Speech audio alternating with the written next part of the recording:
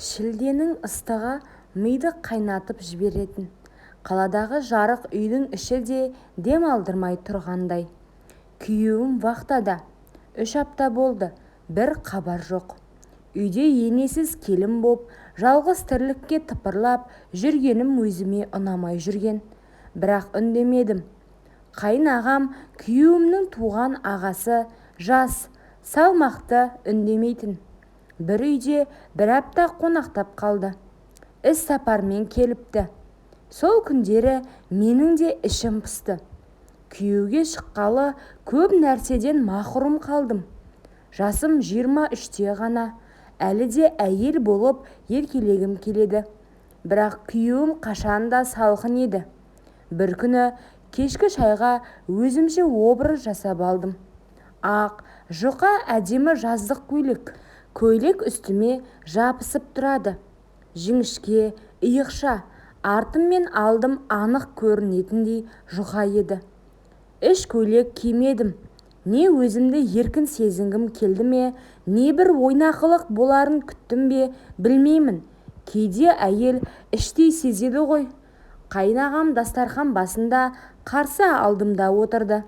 Мен нан турап отырғанымда ол көзін көтермей, сен көйлек ішінен ештеңе кимепсің ғой, деді. Дәл маңдайымнан ұрғандай сөз. Бірақ бетімнен тер шықпады. Керісінше ернім дірілдеп, жүрегім дүрсілдеді. Күн ыстық қой, дедім жай ғана. Ол орнынан тұрып менің жаныма келді. Екі алақанымен үстелдің шетінен ұстап маған иіліп қарады. Қызық, бұрын сені бұлай көрмеппін, деді ақырын. Менің бойымды ыстық толқын басты. Көйлек беліме жабысып, алдыңғы қос жағымның ұшы көйлектен тікірейіп тұрғанын сезіп тұрдым. Мен орнымнан тұрайын деп ұмтылғанда ол қолымнан ұстап, бүгін сен еркін жүріп келесің, маған осылай ұнайсың, деді. Сөзі менің санамды жаулап алды. Мен үндемедім. Тек иығымды сәл көтеріп, теріс бұрылдым. Артымнан көйлегімнің етегі желмен көтерілді. Ол менің артқы жағыма бір сәт үңіле қарап, демін ішіне тартып, тістеніп тұрды. Түнде өз бөлмеме кіріп жатып едім, терезе ашық, бөлме іші самалмен толып тұр. Бір сәт бөлме есігі сықырлады. Ол келді, бірақ есікті жаппады. Мен ұйықтап жатқандай болдым. Ол маған қарап біраз тұрды. Аяғының ұшымен келіп, жай ғана жанымдағы көрпені түзеткендей болды. Бірақ оның демі менің иығымда. Иісінің өзі мені әлде қашан шешіндіріп үлгерген еді. Мен көрпемнің астында жатқаныммен жүрегім дүрс-дүрс соғып жатты. Қайнағамның демі иығымда, иісі ішіме өтіп кеткендей. Ол орнынан қозғалмай ұзақ тұрды. Мен ештеңе болмағандай жастықты құшақтай жаттым. Кенет ол менің шашымды сипап өтті. Сол сәт денем тоқпен шарпылғандай селк етті.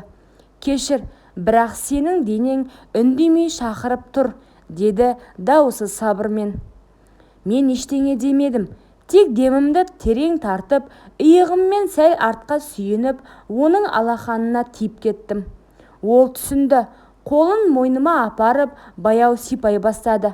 Мен көзімді жұмып, еріксіз ернімді тістедім. Көйлек жұқа еді. Менің артымнан ұстағанда ішімнен ыстық толқын жүгіріп өтті. Ол алақанымен арқамды жайлап сипап, көйлекті жоғары қарай сырғытты. Мен ешқандай қарсылық танытпадым. Тек жамбасыммен сәл итеріп, оның не істейтінін күтіп жаттым. Көйлек артымнан жоғары көтерілді. Оның алақаны жалаңаш аяғымда. Мені ересек әйелде емес, алғаш рет тыйым бұзғалы тұрған қыздай құштарлықпен ұстап тұрды. Аяулым, деді жылағандай дауыспен, сені бұрыннан аңсадым. Мен терең демалып, ақырын ғана бүгін үнсіз болайық дедім. Сол сәт бәрі тоқтап қалғандай, көйлек бір итеріп шешілді. Бірақ ұялмадым. Керісінше өзімді әйел ретінде бірнеше рет назарда, құштарлықтың ортасында сезіндім. Ол мені ақырын жатқызды. Қолдары мойнымнан, ішімнен жайылып, тілім шықпаса да денем айтып жатқандай. Ол мені иіскеді. Бетім ыстықтап кетті. Мен ернімді тістеп көзімді жұмдым. Сол түн ол мені күйеуімнен бұрын әйел етті. Түн өтіп кеткен, бәрі үнсіз. Терезе сыртында тек желдің сызылы ғана. Мен жатын орында әлі де оның құшағының ыстығын сезіп жаттым. Көйлек жерге түсіп қалған, тәнім шаршағанмен жаным ояу. Ішімдегі бір түйін тарқап, өзімді босатқан адамдай сезіндім. Кенет есік сықырлады. Мен селк еттім. Бірақ ол екен, қолында бір кесе шай. Көзіме тіке қарап, сен енді менің әйелімсің, деді баяу ғана. Мен көзімді тайдырып, сенің ініңе тұрмысқа шыққанмын, дедім әлсіз даусыммен. Ол жанымда тізерлеп отырып, шайды үстелге қойып, бетіме қарай еңкейді. Ол сені тастап кетті. Мен ғана сені тыңдап жүрмін. 3 баламен жалғыз қалдың. Бірақ мен әр түніңді естідім. Сені түсімде талай рет сүйдім. Даусы қарлығыңқы шықты. Төменнен жоғары қарап тұрған көзі баладай мұңды, еркектей аңсаулы еді. Мен көзіме жас алдым. Бұл ұят па, әлде жұбаныш па, айыра алмай қалдым. Ол менің қолымды алды да баяу ернімді сүйіп, алақаныммен бетім басты. Сенің денеңнен кеткім келмейді, тағы да, деді. Ол қайта тізерлеп, менің тіземе қолын апарып, баяу жоғарылай бастады. Мен ыстықтан дір ете түстім. Тоқта, дедім жай ғана, бірақ денем тоқтамай жатқандай. Ол қолын тоқтатпады, тек сұрады, сен мені қаламайсың ба? Мен үндемедім, бірақ сәл ашып өзім-ақ жауап бердім. Ол жай ғана күліп маңдайымнан сүйді. Бүгін ешкімнің келіні емессің, тек менің әйелімсің, деді. Күйеуімнің дауысы түнгі тыныштықты тіліп өтті. Сен мені мазақ қылып жүрсің бе? Бір ай вахтадамын. Келсем сен жүкті екенсің. Менің тынысым тарылып кетті. Қалай жауап берерімді білмедім. Тек көзімнен жас парлап төмен қарадым. Сен үндемеген сайын күдігім арта береді. Кімнен бұл бала? Кімнен? Сол сәтте есік ашылып, ол кірді. Қайнағам. Менімен көзіміз түйісті. Күйеуім оған бұрылып, сен неғып жүрсің? Бұл сенің шаруаң емес. Бірақ ол тік қарап, бұл бала менікі, деді жай ғана. Үй ішінде өлі тыныштық орнады. Күйеуімнің көзі шарасынан шықты. Сен не дедің? Сен менің ағамсың, ол менің әйелім. Сен не істедің? Қайнағам сілейіп тұрған інесіне қарап, мен күнде осы үйдің әр бұрышынан оның жылағанын естідім.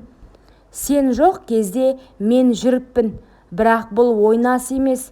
Мен оны шын сүйіп қалдым. Күйеуім орнынан тұрып, екеумізге алма-кезек қарап тұрып, жүріңдер, екеуің де бұл үйден кетіңдер. Сен енді менің әйелім емессің. Менің анамның жатқан топырағы асты үстіне келер мұндай масқараға, деп айқай салды. Мен үнсіз жылап тұрдым. Оның айғайы емес, жүрегінің жарасы көбірек ауыртты. Сол сәтте есікті тарс жауып, үйден жүгіріп шығып кеттім. Арада 3 жыл өтті. Қолымда 3 бала, кеудемде өткеннің салмағы. Қасымда ешкім жоқ. Күнде кешке балаларымды ойнатып, ұйықтатқан соң терезеге қарап ұзақ отырам. Ол екеуі де жоқ. Күйеуім мені кешірмеді, қайнағам қабарсыз кеткен. Естігенім, ол басқа қалаға жұмыс ауыстырып кетіпті. Біреулер үйленіп алыпты десе, басқалар жұрттан қашып жүр дейді. Ал мен ештеңе демеймін. Тек балаларымды күн сайын құшақтап, сендер менің бақытымсыңдар, деймін. Бір күні балам, анашым, әкеміз кім деп сұрады. Ішім қан жылап тұрса да, сендердің әкелерің көкте, жүректеріңде, дедім жай ғана. Бұл оқиғада ешкім жеңген жоқ. Құмарлық жеңді. Кешірім келмеді. Қоғам үкімі қатты болды. Бір сәттік әлсіздік өмірлік өкінішке айналды. Бұндай қателікті қайталамаңыздар.